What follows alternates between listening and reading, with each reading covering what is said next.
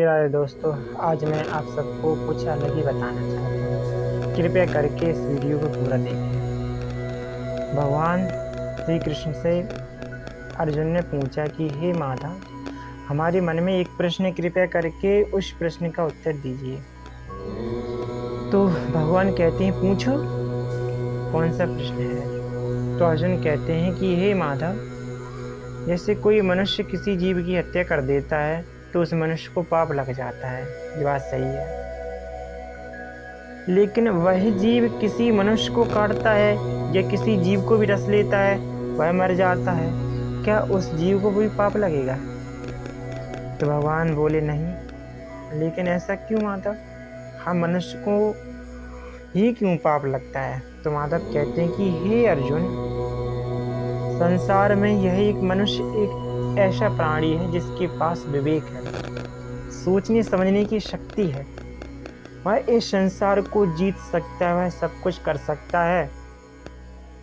जो वह किसी जीव के पास पहुंचता है, उसे मारता है, तो उसे पाप लगेगा, क्योंकि वह जानता है ये जीव है। और जो जीव होता है उसके पास विवेक नहीं होता है,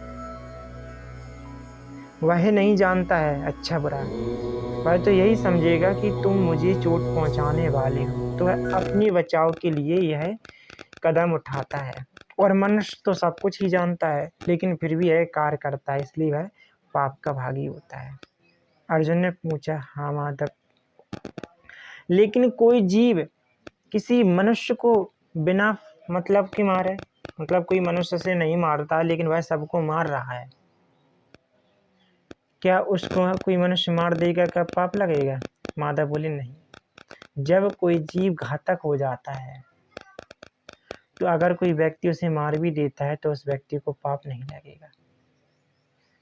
अगर कोई जीव घातक हो जाए, उसे अगर कोई मार दे तो उसे पाप नहीं लगेगा। इसलिए बिना मतलब की किसी जीव को मत मारो, उनके भी अंदर जान होती है, अच्छे बुरा तो नहीं जानते हैं, लेकिन उनका भी परिवार ही होता है। इसलिए किसी जीव को बिना फालतू के नहीं मारना चाहिए, बेजान होते हैं। इसलिए हमें इस तरीक़ा की कदम नहीं उठाएं। अगर आपको वीडियो अच्छी लगी हो तो लाइक, कमेंट, और कमेंट में कुछ लिख देना कि हाँ आप सही कह रहे हैं या गलत है, कुछ भी आप अपने मन से लिख देना। और सब्सक्राइब करना ना भूलें। धन्यवाद। जय मैया की।